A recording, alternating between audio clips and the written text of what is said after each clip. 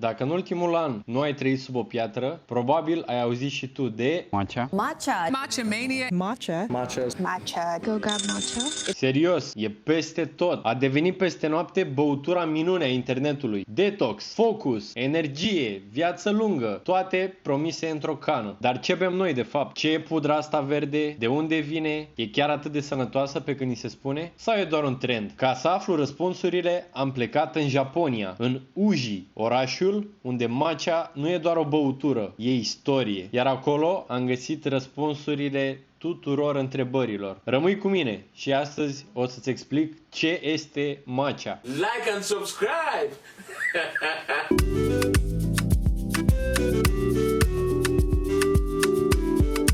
M-am urcat în primul avion spre Japonia, ei bine nu chiar primul, cel mai ieftin avion spre Japonia și am început să caut răspunsurile. O nouă zi, același călătorado, odihnit de data aceasta și cu același card Suica ne îndreptăm spre Uji, capitala mondială a ceaiului verde și mai ales a ceaiului matcha. Vreau să particip la o ceremonie a ceaiului, prima mea în Japonia, să cumpăr matcha de cea mai bună calitate și să înțeleg mai multe. Ei bine, doamnelor și domnilor, asta nu e orice Cherry Blossom Tree, este Cherry Blossom Tree din Uji. Am primit de la doamna prima recomandare a zilei deja, mi-a și desenat traseul chiar și în drum spre Taihoan, Uji City Municipal, ea mi-a recomandat ceremonie de ceai la asta orașului. Aha, m-am prins. Vrea să mă facă de bani. L-am întrebat pe Mr. Chat GPT unde ar trebui să merg să fac ceremonia și prima recomandare e ce mi-a zis și doamna aia. Deci nu m-am mințit. Îmi cer scuze tuturor niponilor.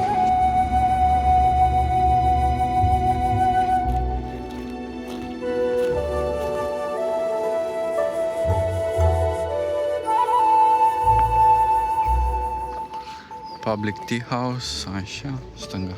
Doamne, ce oraș superb. Aici e râul Uji și nu chiar aici. La vreo 20-30 de minute sunt munții unde cresc, unde sunt plantațiile de ceai. O să vorbim și despre matcha. O să merg și la muzeu. O să adun toate informațiile și la final o să vă zic care-i treaba. Casa ceremoniei, Taiho. Asta e Tourist Information Center. Ce dracu, mă? Am văzut eu pe net că ar avea nu știu ce L-tianin, o chestie care ți ajută la dezvoltarea creierului și alte tâmpenii. Eu cum eram în perioada aia, da frate, orice te ajută la dezvoltarea creierului, mi-am cumpărat. Mi-am luat și bol, whisker, tot ce trebuie. Doar că nu știam că există pe grade și alte chestii de genul. Și mi-am luat și eu ce-mi permiteam. Mi-am dat vreo 50 de euro pe 100 de grame de matcha. Calitate, nici de gătit nu era. Și am încercat eu să-l beau, dar avea gust de pământ, ăla era de pus în prăjitură. Și am renunțat. Și după aia, la un an, 2, 3, a apărut în România trendul matcha. Nu vreau să sun ca și descoperitorul matcha, dar până să apară în cafenele să beți voi, eu beam pământ de matcha. Deci am luat biletul pentru ora 11 în căsuța asta și mi-a dat o listă de instrucțiuni cu maniere, cum să mă comport. Cea mai veche ceainerie de aici, din oraș și din Japonia, undeva pe aici. Deci fii atent, îți arată cafenelele care au luat certificări ca să fie numite Ujica Cafe de către primăria de aici. Sigur, după ceremonia de ceai mai încercăm cel puțin una să vedem care e diferența. Și am plecat să vedem. Să vă zic un pic despre cum a fost, ce a însemnat, semnificații, cum se bea. Doar la ocazii super speciale se bea matcha în cultura japoneză. Nu ca la noi, în orice zi bei un matcha, faci o poză, hai pe Victoriei la un matcha, baby. O să vă arăt o poză, că la final am avut voie să fac o poză. Erau două doamne care țineau ceremonia de ceai.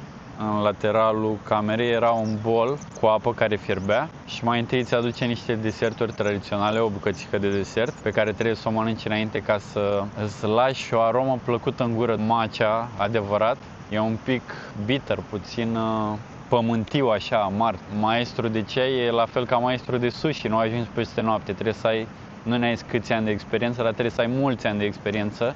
Foarte mișto, foarte bun ceaiul. Acum vreau să merg la cea mai veche ceainărie, să mai beau un ceai, să văd dacă pot să cumpăr, că mi s-a spus iar că e matcha shortage.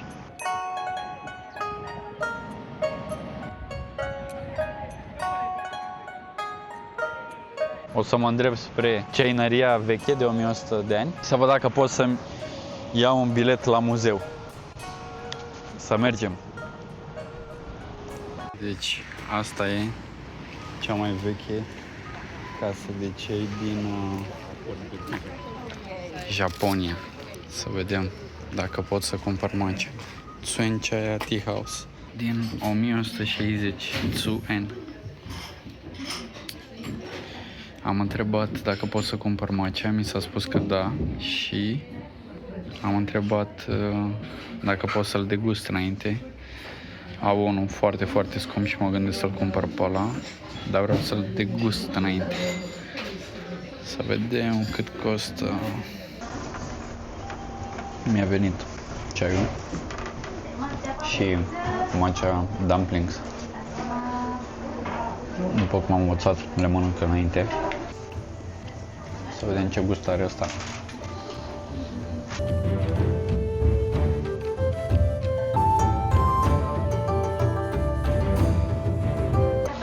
Am spusese doamna aia că ar avea un gust foarte puternic, umami, da, chiar mi se pare super ok. Cred că o să iau și eu din asta, o cutie de ceai. Ce se vede cu roșu cu verde în sus e ceai verde, diferite tipuri. Și aici la cutiuțe mici e matcha, o groază de sortimente, frate, nu știu ce să aleg. Tocmai ce am exagerat, am ajuns la cea mai veche ceainerie și am luat matcha de 200 de euro, frate. Și ceai verde și încă un tip de ceai. Am luat cel mai scump tip de matcha, al doilea cel mai scump tip de matcha, încă o cutie de matcha care nu era foarte scumpă, încă o pungă cu matcha, cola faci latte, o pungă cu ceremonial grade green tea și încă o pungă cu brown tea. Bineînțeles că în Uji, dacă totul e despre ceai, n-avea cum să lipsească Tea Park. Aici avem plantații de ceai verde, râul Uji și undeva mai încolo, cred că casa aia, mă gândesc, e muzeul. Fac o românească.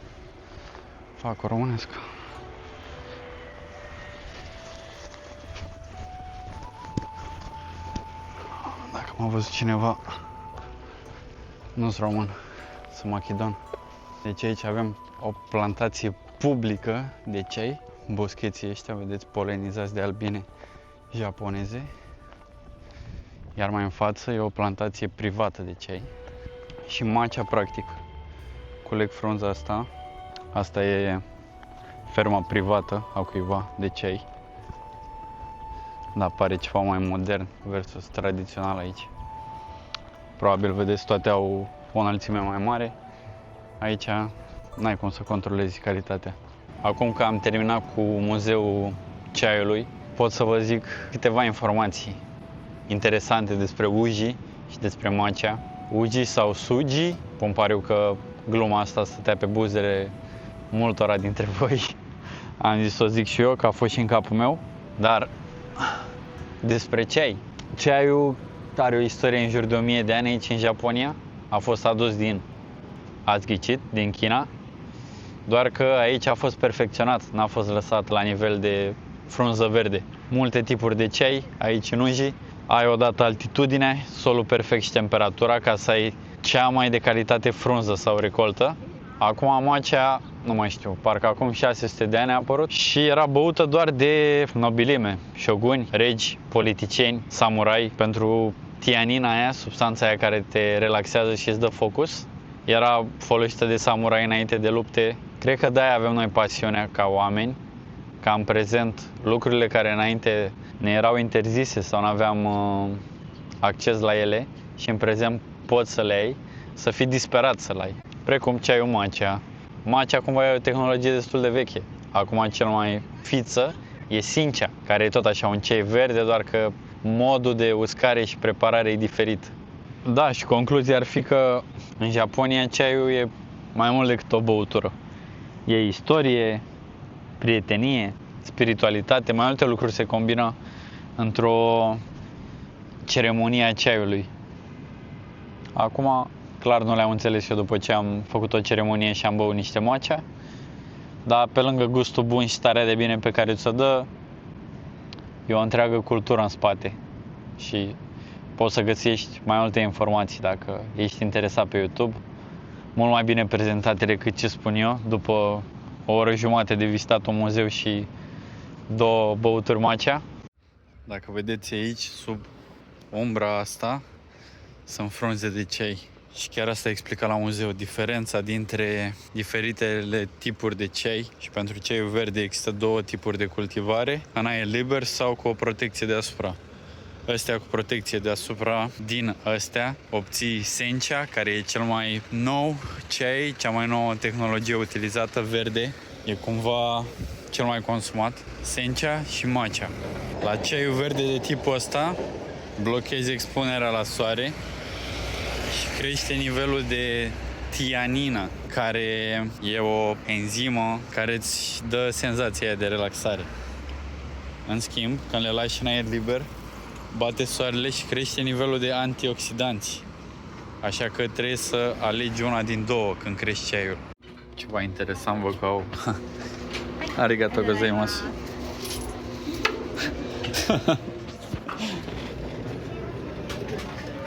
Matcha și cherry blossom, sakura. Yummy mami. Acum că am înțeles cum stă treaba în Japonia, hai să ne întoarcem înapoi în București. Aici am aflat părerile oamenilor în legătură cu matcha și cel mai important, am mers la regina matcha, persoana care știe totul despre Japonia. Hai să vedem ce au avut de spus ei. În București a venit toamna. Începe să crească matcha. Dar să nu credeți pe cuvânt tot ce spun eu. Urmează acum să merg să mă văd cu regina matcha din România. Nu o să o vină să credeți. Aduceți matcha în cadru, vă rog.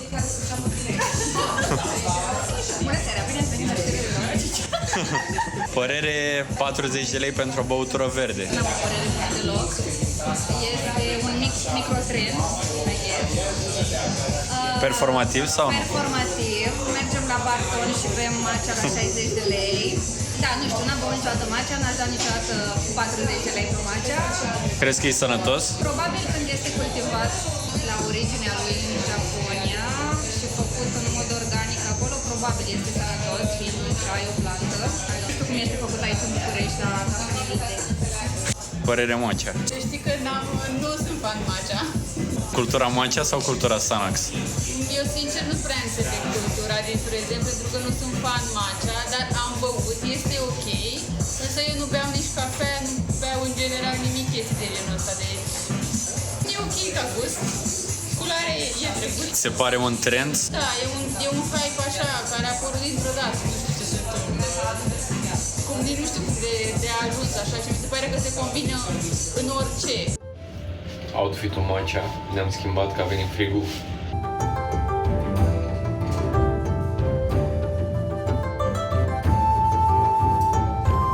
Păi cine sunt?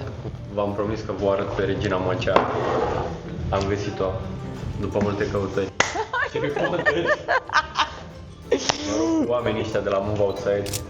Shout-out Bogdan. Mulțumim shout-out Bogdan, care ne cheamă Prinții Matcha. Mă, matcha queen, nu știu, adică can I be the matcha monarch? Royal. Deci eu când eram mică la școală, în liceu, spuneam peste tot, eu vreau să fiu gen ambasadoarea României în Japonia. Când am locuit în Japonia, ziceam în prezentarea mea, watashi wa România no taishe kande hatarakitai desu. Watashi no yume wa. În sensul că visul meu era să lucrez. Asta o să traduc cum vreau eu.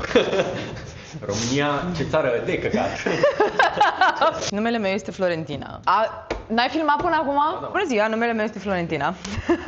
Deloc regizat. Și am început acest proiect care se cheamă Flori de Matcha de 1 an de zile. Ideea este că Eu am locuit în Japonia 2 ani, predau limba japoneză, beau matcha de 8 ani înainte să devină the big thing. Adică eu când m-am întors cumva în Europa și vedeam matcha în meniuri la anumite cafenele în străinătate, eram gen, oh my god, matcha Japonia, știu eu să vă zic eu.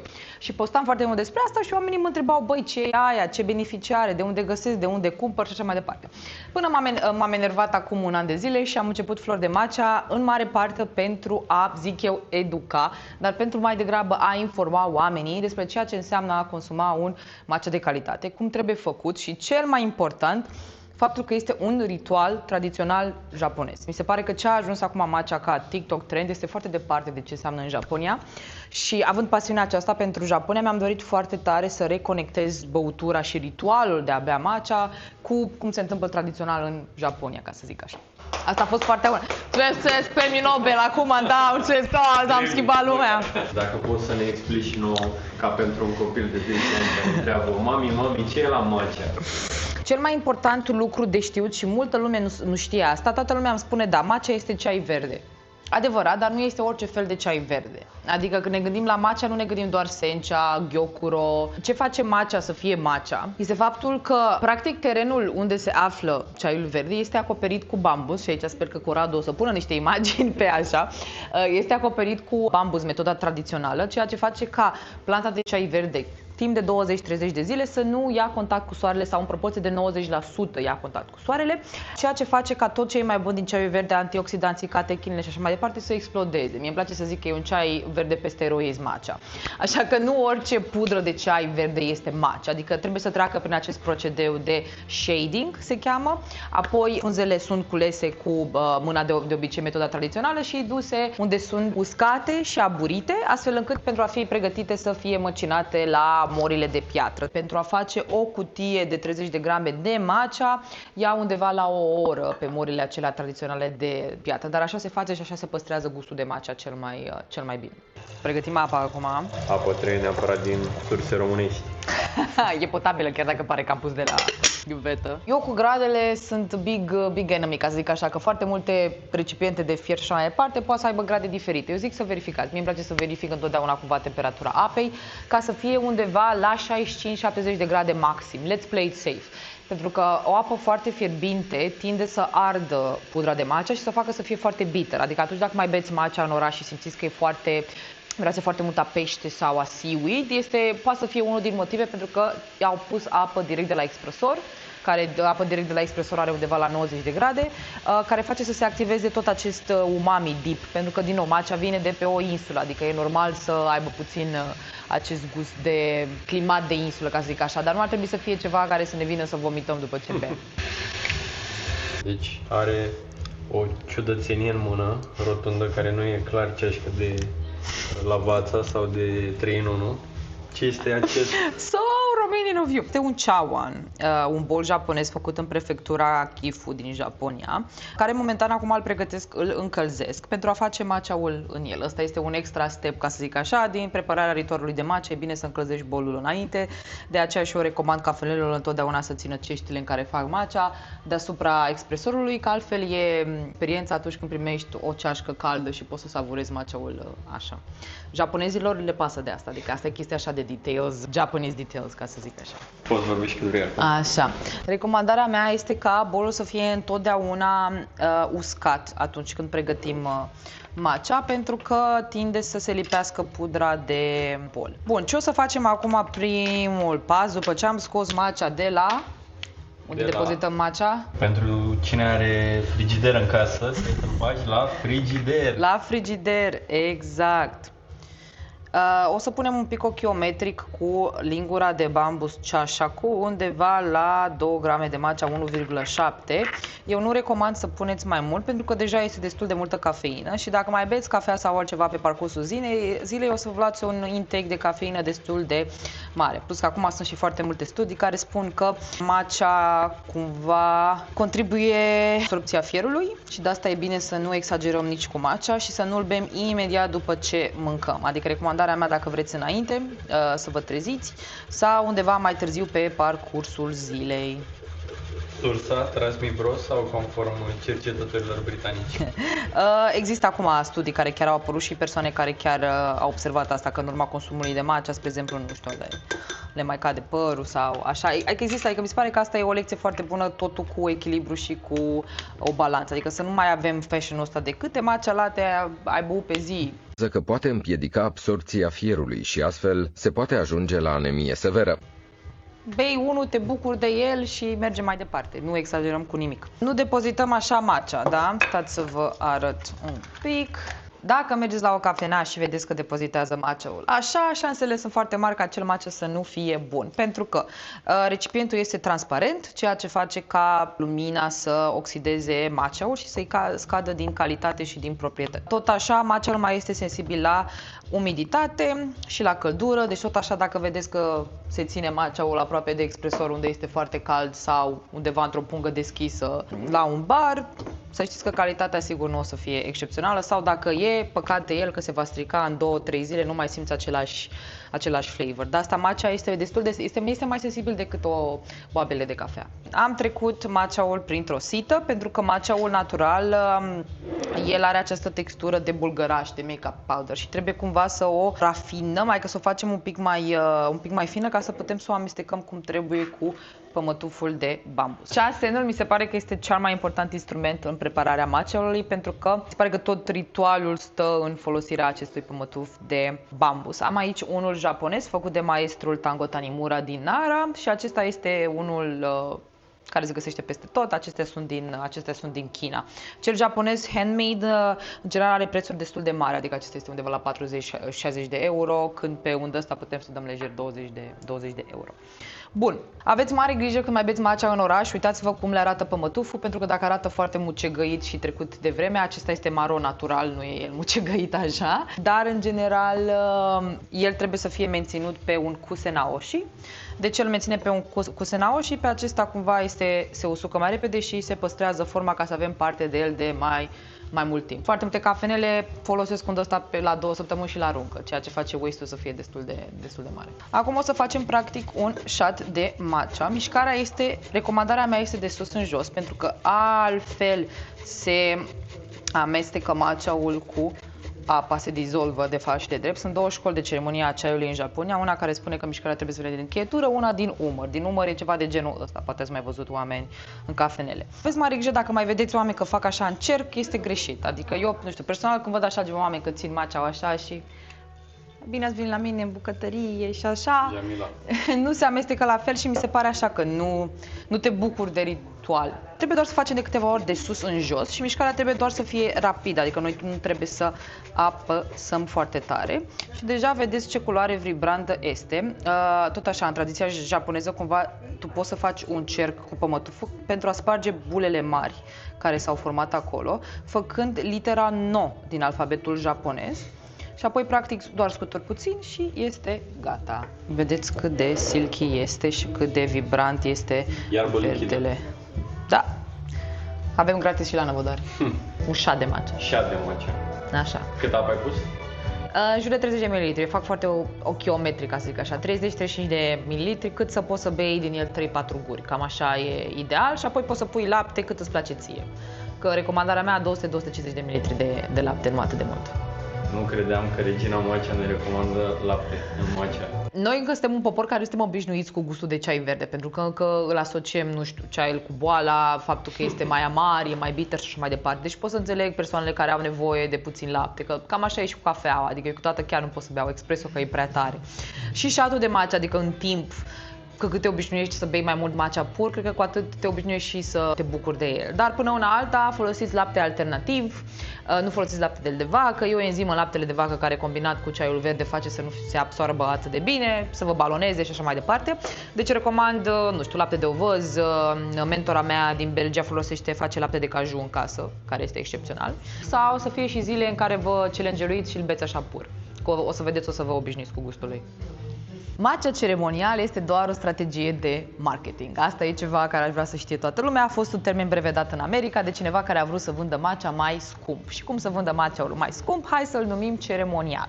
În Japonia, dacă vrei să cumperi matcha în funcție de o scală. Cât de bitter vrei să fie, cât umami să aibă, cât de astringent să fie, cât de grassy să fie, cât de dulce să fie și așa mai departe. Astfel încât tipurile de matcha acolo, într-adevăr, este matcha-ul făcut din prima recoltă, care este dedicat ceremoniilor de de chai în care se bea pur cu un wagashi, traditional Japanese sweet, next to it. Și apoi avem mai multe rețete de matcha, pentru că mie îmi place să zic că în orice business de matcha în Japonia există acest matcha Dalai Lama, care practic el se ocupă cu rețetele de matcha.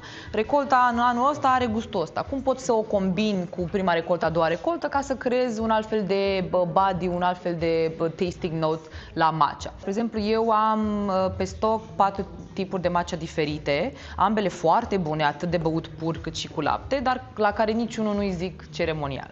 Pentru că sunt atât de diferite și sunt create ca să fie degustate astfel. Tot așa e foarte important în lumea asta, matcha de specialitate, noi nu ne întrebăm matcha ceremonial, că altfel nu beau, întrebăm ce cultivar folosești, adică ce soi are planta de chai.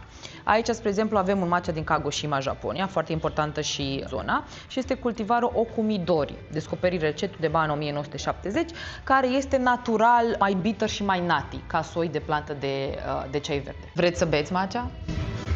Aș încerca, Da. dacă mi-l recomanzi. Da, de calitate foarte, foarte bună. Dacă L-ai n-ați făcut tu? Da. L-ai amestecat tu? Da. Și de unde ai folosit? Ce matcha ai folosit? Eu aduc un matcha din Japonia, este din regiunea Kagoshima. Este cam cel mai mare producător de matcha la momentul actual, pe lângă Shizuoka, Kyoto, Uji. Kyoto, Uji sunt cele mai populare acum. Dacă n-ați mai băut matcha pur, s-ar putea să vi se pară așa gen tare. Strong, dar foarte puternic, dar e bun. Fotogenic. E bun. Sunt cafejoaică de obicei, dar deși asta este de 1000 de ori mai sănătos și... Ce frumos. Da. Oh, ce bine. Știu ce înseamnă să bei, dar este un acquired taste. Corpul se bucură de el, adică simte diferența. Și de asemenea, mă rog, când ești introdus la ceva diferit, părerea mea este să începi cu ceva care este calitativ bun. Da, Ca asta da. face o mare diferență, Da. știi, măcar să știi de unde pornești. Cine se cheamă matcha? Florentina. Flori. Să ne amintim puțin de știi ce înseamnă matcha ca ritual în Japonia. Asta îmi doresc foarte tare să fac. O să te filmeze Corrado, dacă nu te deranjează, cerci matcha-ul ăsta. Spui prietenele tale, mergi acasă, bă, am încercat... Foarte bun. Chiar e interesant. E mai complet așa, nu știu, Complet. față de celelalte pe care le-am mai încercat. E mai untos.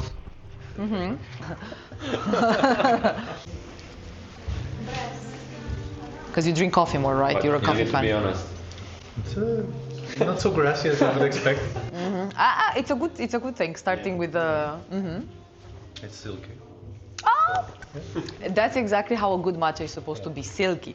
And that's sometimes because some cafes, they don't make it very silky at the beginning, and that destroys the experience of drinking matcha. So Learn how to make matcha. It's very easy. oh, that was so funny. It's the first matcha that I actually like. And Really? the first time I tried matcha was basically grass. So, ladies, please try some matcha. He made you give him a free matcha. He doesn't like matcha. I already... He likes now. This is a different matcha than the first matcha or ever matcha I ever tried.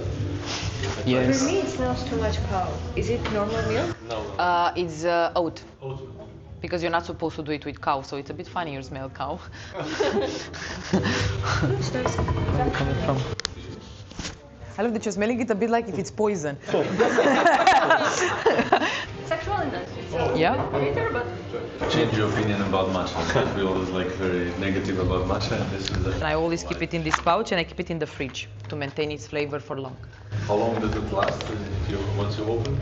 Once you open it, I would recommend to consume it in a month and a half at the best if you keep it in the fridge. But if you drink daily, you're gonna finish it in a month. If not, a month and a half. A venit rândul și prințului matcha să guste resturi de matcha. Dar păi mai facem una. No, e ok. Miroase a matcha, nu o să o vină să credeți. Șoc. Și are gust de... Hai că de coafă. Are gust de matcha, culoare de matcha. Proprietăți de matcha. E bun, deși mie nu-mi place să-l beau cu lapte niciodată. Bravo. Așa că dacă aveți ocazia, încercați matcha chai, nu matcha latte sau nu știu cum se zice când pui lapte, matcha latte. Matcha pur, traditional matcha sau anumite cafenele și așa îl numesc și ceremonial matcha, pentru că din nou, adică matcha când îl bei pur, îl bei ca într-o ceremonie. Mulțumim. Da. Deci it's giving Corado? Da. Hai că feedback-ul Dau chiar like. au venit oamenii ăștia. Flori de matcha, subscribe, follow, like. Shout out, flori de matcha. Cam asta a fost și cu nebunia matcha. Sper că ți-ai luat toate informațiile de care aveai nevoie. Iar acum tu decizi. Merită să bei colorant verde cu un ceai verde sănătos și de calitate. Alegerea e la tine. Pe data viitoare, v-am pupat!